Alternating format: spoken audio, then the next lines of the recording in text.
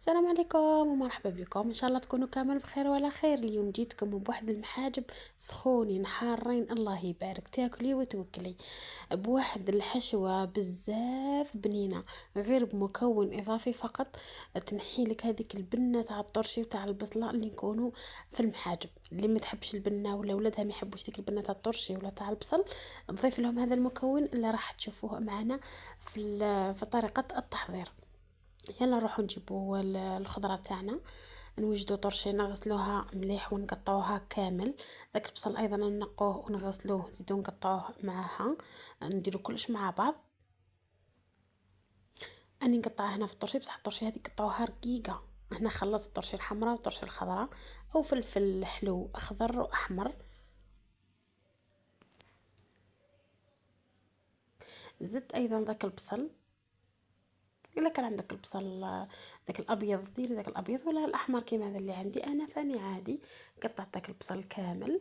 هنا دوك زوج قرونه تاع فلفله، كنت رايحه ندير واحد برك. جاني معتدل يعني في البنه اللي فيه، جاتني معتدله ما جانيش حاره بزاف. انا ما صبتوش حار بزاف، زدت درت الزاوج هذاك القرن تاع الفلفل الزاوج. هذيك الطوماطيش قطعتها نقيتها من ديك الزريعه، عصرت لها ذاك الماء اللي فيها وقطعتها ايضا الكل مع بعض. رحت هنا درت لهم رشه تاع الملح، وقد زوج مغارف تاع الزيت، وحطيتها فوق الفرن وشعلت عليها النار، نقصت لها وخليتها تطيب في راحتها.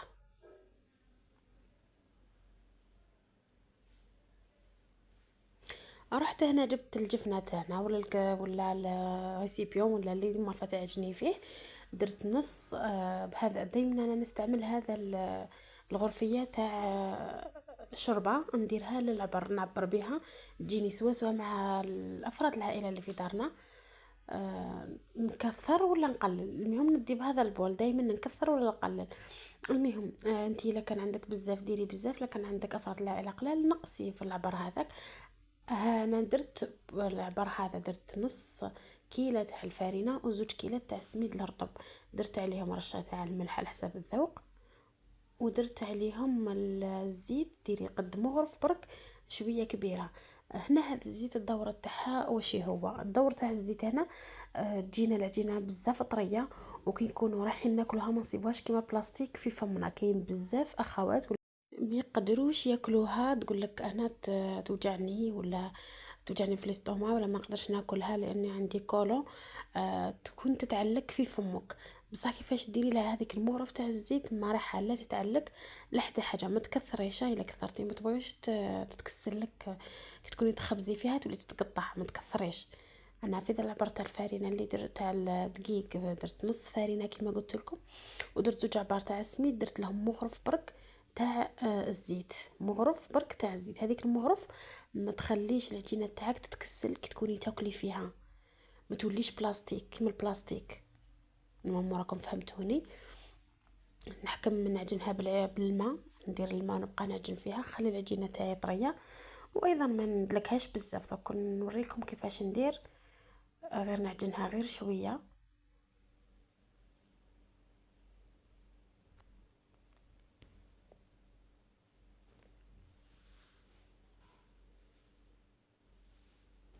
يعني هنا عجنتها، نبدا من ذاك ندير يدي في شويه تاع الماء برك، ما نكثروش. ندهن ندهنوا يدينا بالماء برك، ما نكثروش بزاف. ونلم العجينه نبقى ندلك فيها حتى تعطيني الوجه، ما تبقاش هكاك مشقه.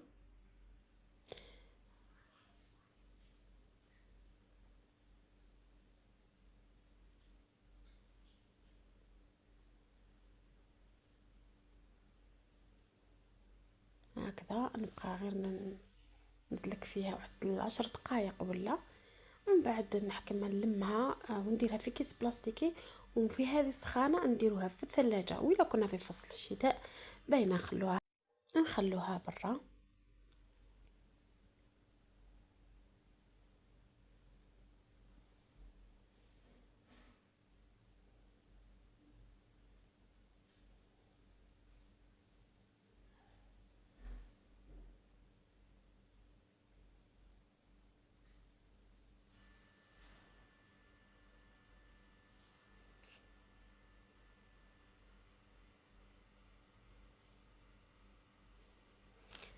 كما قلت لكم انا نحطها في كيس بلاستيكي ونديروها في الثلاجة، نغلقوا عليها مليح باش ما يحكمهالناش ديك البرودة وتيبس لنا العجينة.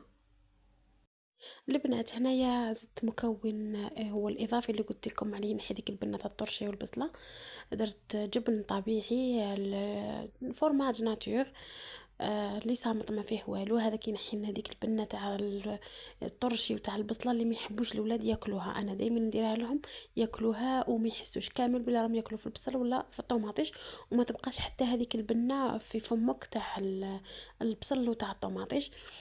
انا ايضا نسيت ما قلت لكمش، درت نص مغرف تاع طوماطيش، الا كانت تاع العلبه عندك اللي نشروها من الحانوت ديري نص مغرف وضيفي لها شويه تاع السكر باش ما تجيكش قارصه. والا كانت عندك طوماطيش اللي نخدموها في الدار، انا ضفت الطوماطيش اللي نخدمها في الدار هذه كامل ما تجيش قارصه مركز الطماطم. المره الجايه ان شاء الله نبارطاجيه معاكم كيفاش درت خدمته. البنات تشوفوا العجينه ما ديرولهاش بالطريقه هذه اللي تقطعوا بها العجينه، العجينه هنا تتقطع وما توليش تنخبز لكم مليح وما تتكسلش وتولي تثقب. شوفوا الدليك تاعها كيفاه راح يكون، خليكم تشوفوا كيفاش راني ندير ندلك.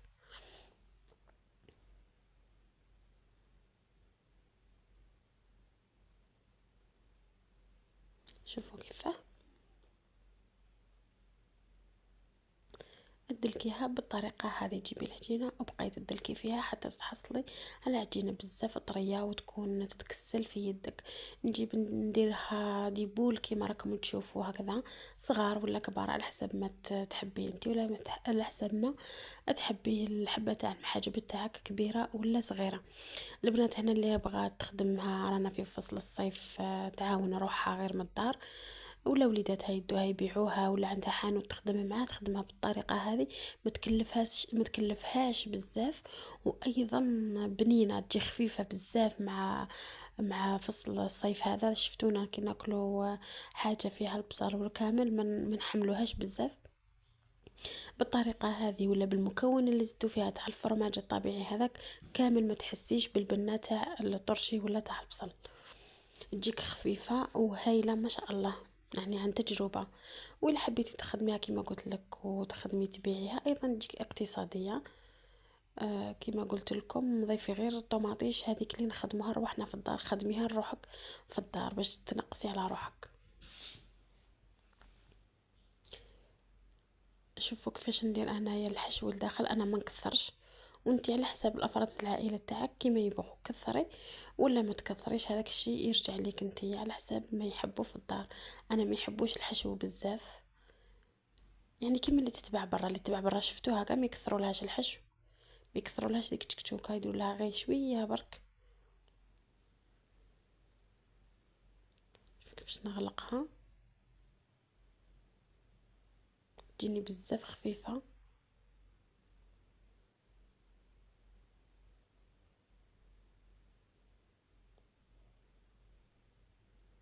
شفتوا في العجينه كي تقطعت لي زدت جبت من هذاك اللي في الطرف وكسلته حتى لهذيك وين تقطعت لي العجينه، وغلقتها باش ما يخرجليش ذاك الحشو من الداخل. نخلوها هكا فوق بابي كويسون خاطر الاخرى راهي طيب، دائما نوجدوا وحده ونخلوها تريح، كي ديريها في الطاجين تتنفخ وتجي مهويه من الداخل الله يبارك.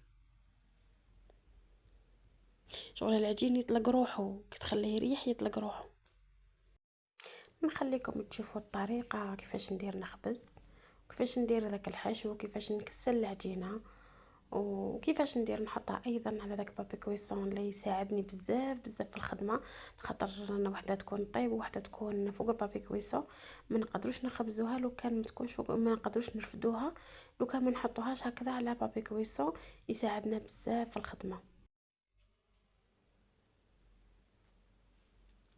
دائما نستعين بالزيت كما قلت لكم، كل مره نديرو شويه زيت في يدينا باش تساعدنا والعجينه ما تلصقش على يدينا.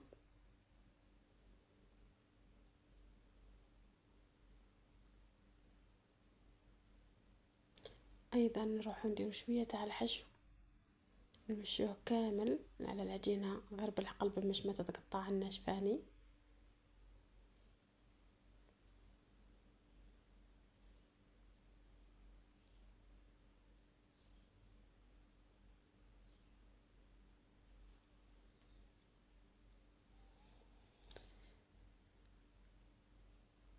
نغلق على العجينة من الأطراف، نجيبه الجهة اليسرى وبعدين الجهة اليمنى أو العكس. للأطراف الآخرين كيف كيف الجهة اليسرى وبعد اليمنى، ولا العكس.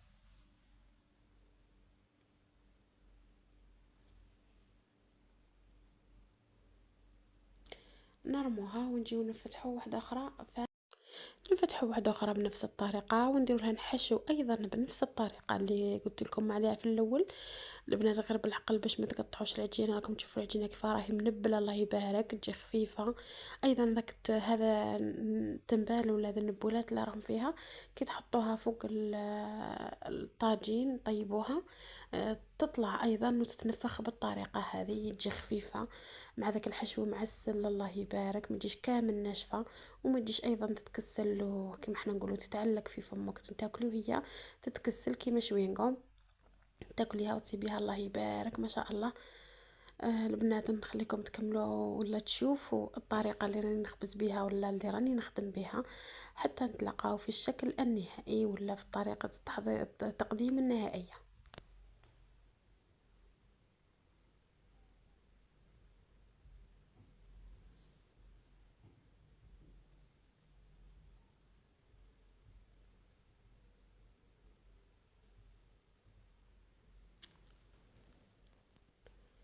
وبعد ما كملت كامل الطياب تاع المحاجب تاعنا، هذا هو الشكل النهائي تاعهم، جا هو الله يبارك ما شاء الله محمرين خفاف بنان وبذاك الحشو معسل الله يبارك. شوفوا كيفاش نقسم الحبه كامل ما تبقاش تتكسل في يدي، تتقطع بكل سهوله ولا تنقسم بسهوله مع كويس تاع القازوز الله يبارك بارد ما شاء الله.